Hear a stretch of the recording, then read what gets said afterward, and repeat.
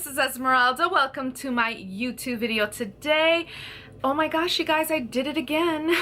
I ended up going to the Dollar Tree. Also, I want to do a disclaimer. Sorry, my hair is a terrible mess right now. It did not want to behave today, and you know what? I just didn't have time to handle it, so I just threw it up in a ponytail and called it a day. Like, that's just how it was. Like, I wasn't gonna deal with it. The first book I actually got at the Dollar Tree was The Gold Eaters. Oh my goodness, you guys. This cover is so beautiful. Oh my goodness, my favorite color is green, so maybe I'm a little biased right now, but I just love the design and everything that went into this. I think that is super good. Now, this book is written by Ronald Wright, and you guys, this is definitely like a historical fiction.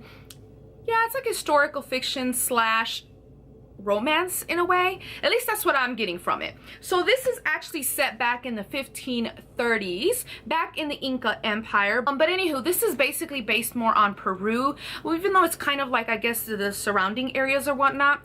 But this is about how the Inca Empire. Now, the part that makes this the historical fiction of everything is actually because Francisco Pizarro, he was actually a conquistador, and he actually came into Peru and sought the Inca Empire, ended up killing the emperor. As per usual with these conquistadors, they just seem to kill off people and get the land for themselves. Anywho, enough about that rant. Anywho, so according to this, Francisco goes in there, kills their emperor, ends up taking a boy as one of their prisoners, and actually turns him into a translator. And the boy is Waman, and he basically has to translate for Francisco. Now, during this time, I guess, of translating or whatnot, Waman ended up, it's basically more about him learning the way of politics. Now, as a translator, of course, he's going to be learning so much stuff about politics and about the conquistadors and about what their plan is, because of course, after basically overtaking the Inca Empire, they took that land and basically, you know, claimed it as Spain's. And that's how that one was. But anywho, so Waman has to deal with a lot of his stuff. Like, he's been moving around with these conquistadors, and he has to kind of find himself, what his culture or his country really is. So he questions a lot of that, basically inner emotions or inner thoughts. Now, at the same time, he also has to try to find and reunite with his love. So that's I think where the romance kind of comes in. So it's just about his life, just basically getting around, and it's a lot settled on basically the battles and the conquests and stuff. So they're gonna have a lot of like historical stuff in regards to that era of the 1530s. So yeah, so if you're interested in that, definitely this is a book for you. I haven't read it, but I'm really excited for it. So there's that one. Now, this is another book which I'm like, oh my gosh, I can't believe I found it. I don't think a lot of people probably know it from here. I don't know here in the US or not. But it's about this one, the Neruda case right here by Roberto Ampuero. Now, Roberto is basically known for his mystery books in the Spanish novels that he does, and they never really were translated or anything like that into English. And the very first book that actually translated into English was this book right here. So it's like a big deal, you know, it's like huge. It's like, oh my goodness. But anywho, so about this particular book. So this one is actually another historical fiction slash mystery. And this one is set back in the 1970s. So it's a little bit more recent than the last book. But anywho, in this particular book, he does use a fictional character. That one is called Cayetano Brule, and he was basically a detective in his mystery novels. And I don't know if it was kind of like the Sherlock Holmes and then like different novels of it and different versions of it. But basically this main character, which was a huge character, a very well-known character from this author, but it was Cayetano. So he uses Cayetano, and he uses an actual real life person also. He was the senator of Chile and also a poet. His name was Pablo Neruda. Now, his real name is very long name, so I had it written down here, but for some reason I can say it good.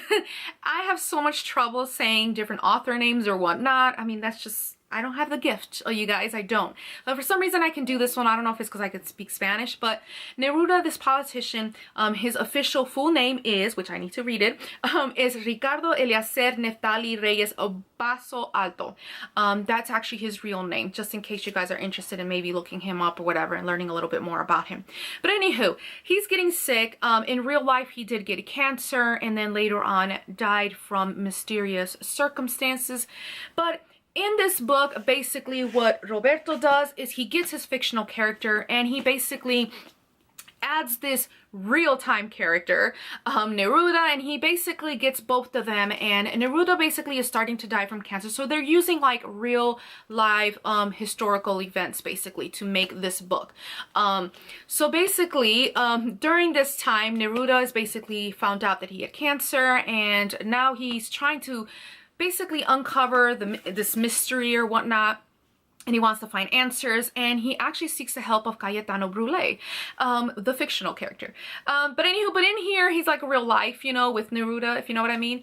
But anywho, so Cayetano ends up agreeing and saying, yes, I'll help you. Cayetano basically goes on this huge quest to find answers and to really solve the mystery for Neruda. Of course, he goes all the way around the globe and then finally comes back, and yeah, that's around the time when he comes back. It's basically around the time that Pinochet coup happened.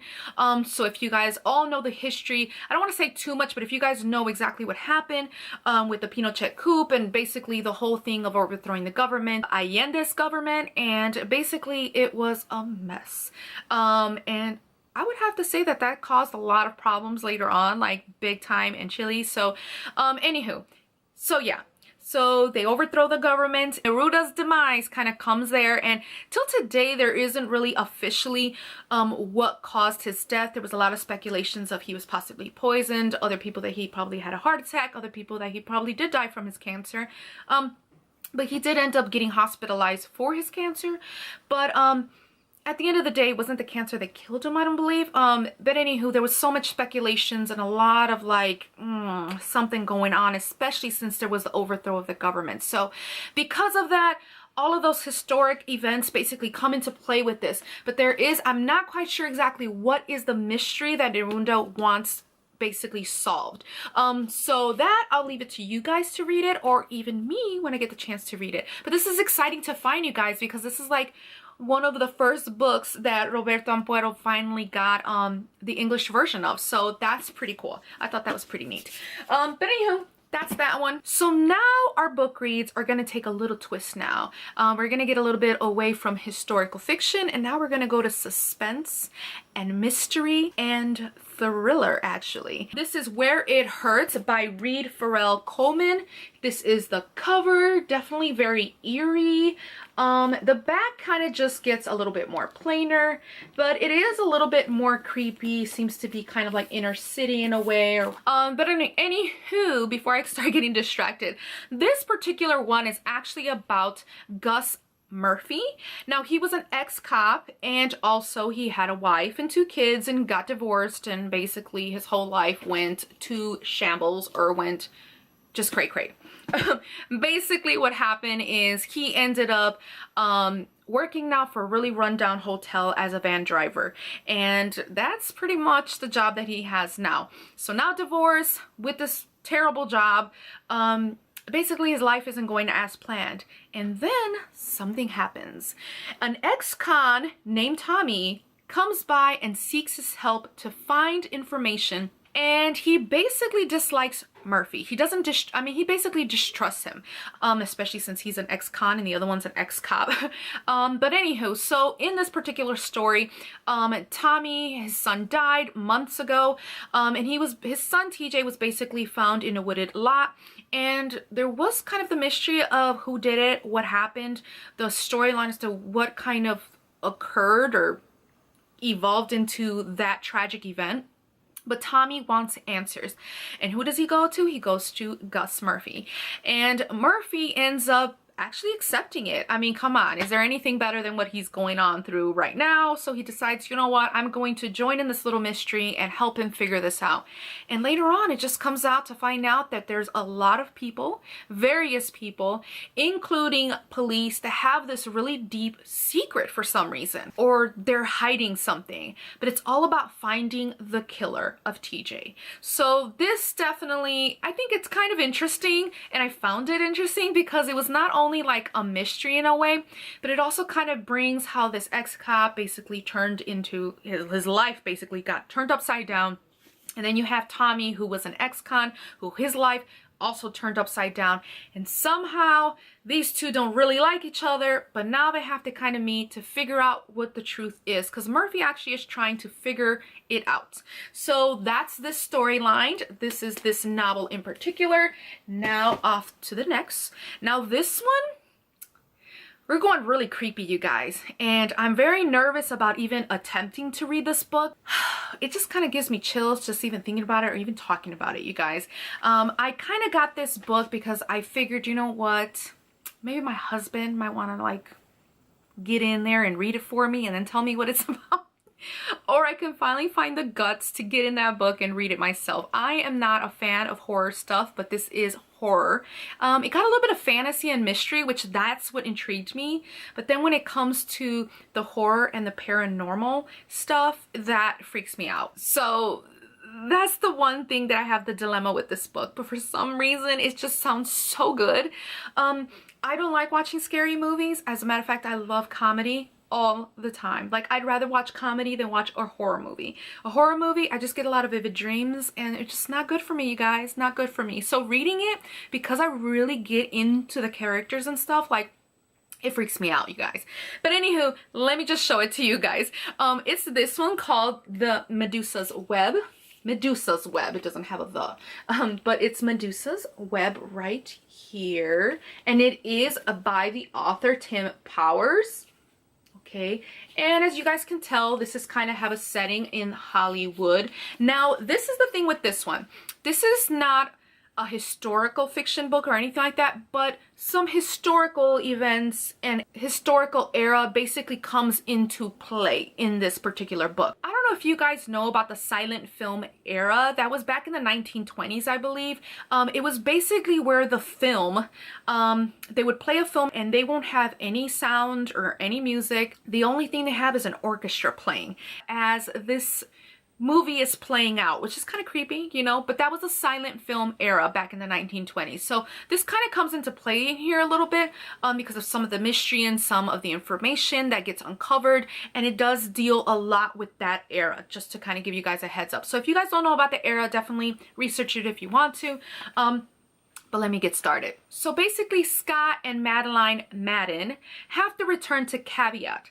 Now, Caveat is a haunted mansion. I'm just throwing that out really quick. It's a decaying mansion on Hollywood Hills, and they have to go back because their aunt suicide. So yeah, that was pretty tragic, and now they have to return to that mansion, which they, I believe, grew up in, but then later on moved out. Now, waiting there for them is their two amazing cousins.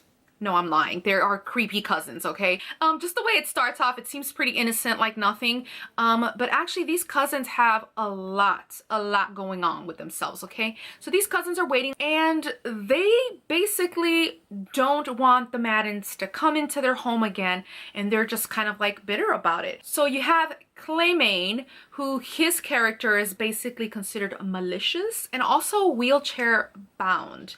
You also have the other cousin, which is Ariel, and she basically is very bitter, and somehow destruction tends to follow her, or it just with her, if that makes any sense. So it's already, you already know there's the two creepy cousins living in this freaking haunted mansion, and then these other two cousins who used to live there but now have to come back because their aunt committed suicide, now have to come back to these very creepy, bitter, weird cousins. So here they go, going into this haunted mansion, which I don't know why they would go back there.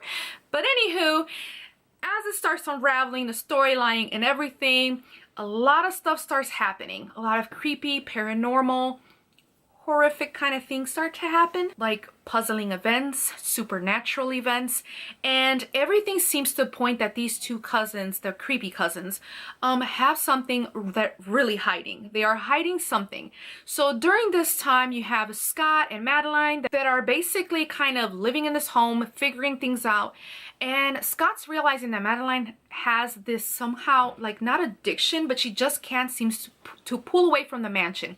And Scott's trying to get her out of the mansion because things start happening and very, very bad things start happening. So he's trying to pull her away, but meanwhile Madeline just keeps getting drawn back into this mansion. So Scott has to unravel, hence Medusa's web, has to unravel so much mystery and so much information and everything to try to help Madeline to kind of like leave the mansion. And basically, yeah, Madeline's just in this spellbinding kind of thing with this mansion, like an obsession, if you will.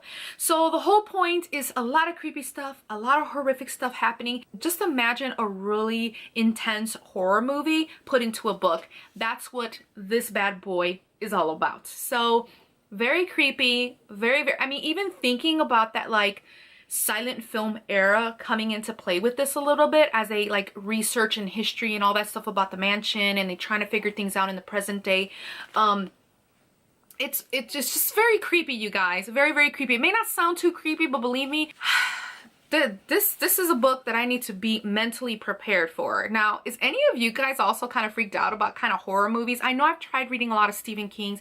I really did, like, I think it was The Road or something, and that one messed me up. Like, I had to stop reading. It really messed me up. I know somebody who really, really loves Stephen King, and that is my comadre Alicia, which, by the way, thank you so much for watching my videos and giving me my support by liking and sharing. I really, really, truly appreciate it. That's a huge shout out for you. And also Lisi, because I know Lisi, she tends to share my stuff too. So that's a, you know, anyhow. But now back to the whole books. Now we do got one last book here. The next one that we have here is by Dave Bara, and it's called Starbound, right here. It definitely looks very Star Wars-ish, but I am not going to you know, say that that's exactly what it is. But this is volume 2 of the Lightship Chronicles, which means that I have to get the first one. Now, I don't know if all of these books, even though they're the Lightship Chronicles, if I have to read the first one first and then the second one. But anywho, this one in particular is definitely very galactic, and it all takes, basically, it takes place in outer space. And everything, basically, it takes place in outer space. So you have Peter Cochran, a Navy officer at the HMS Starbound, I believe that's the ship's name, which is traveling through outer space. And basically in this particular book, the first Empire forces basically come back and return. And when they do that, they basically cause a lot of chaos. And during that time, you also have like the New Galactic Union forces, which decided to unite all these forces together and basically make a like cohesive union. The thing is that now that this first Empire forces come, they ended up coming in and basically causing chaos again. Now, Corinthia is one of the Union forces, and somehow some kind of alliance is starting to brew between the first Empire force, which basically returned, and Corinthia are basically kind of these two forces are somehow starting to unite or starting to join their forces, which then causes alliances to basically cause war and whatnot. Now in Corinthia, there is a civil war happening because of this, or just in general because of the whole situation of them coming back. And then you also have like the Union forces, like all of them in general, trying to basically keep their peace. But then here comes this old bad guy trying to come back in and destroy all that by taking one of the unions and trying to convince them, hey, let's be allies. So that causes Corinthia's, you know, their own people that are in there to cause like a big civil war. Now, you have Peter Cochran, who's the Navy officer of the HMS Starbound, which I mentioned. He basically has to figure things out to make things work so that the alliances don't get broken by the actual Union forces, and try to, I believe, keep away this empire. The Starbound did get attacked. They suffered losses. So now Peter is left. He got rescued, and now he's left to figure all this out and try to clean up all this mess. That's basically what it is. Did it work? Did it not? What ended up happening? I'm not sure. But if you're actually interested in knowing a little bit more about this book, definitely, you know, look into it for sure. It does sound like something that's a lot of action-packed, basically. So if you like a lot of like science fiction that's really full of action, then this would probably be your book. It does seem very interesting. The storyline seems pretty good. I am going to try to read the first book before I actually read the second book, just in case I have to read the first book first. You know, you just never know. I don't want to be like, oh, surprise, dang it, I should have read the first book. But that's just how I personally like to do it. So if you guys are interested in this book, definitely take a look at it. I know I was all over the place. I probably have to edit this video so many times because I had my dogs barking and my son coming back and forth, and then a couple family members coming in and out of the house. So yeah, I truly apologize for all the editing that I had to do in this video, but hey, a girl's gotta do what a girl's gotta do. I hope you guys enjoyed this video. If you guys really actually enjoy these videos and would like to see more of them, definitely comment down below. If this actually helped you to kind of rediscover some new books, also, I don't know, like try to comment down below too with what are your favorites, or what are you most interested out of the things that I actually commented about. Keep in mind, again, you guys, these are all $1, so I only paid $5 in total, you guys, plus taxes, you know, state taxes or whatnot. But anywho, if you guys love this video, give it a like. Also, if you guys would like to see more content from me, go on ahead and subscribe. Also, hit that notification button just in case if you're interested to get notified every time I upload something. All right, well, until next time, and let me just conclude this video because I'm just rambling on. Bye-bye.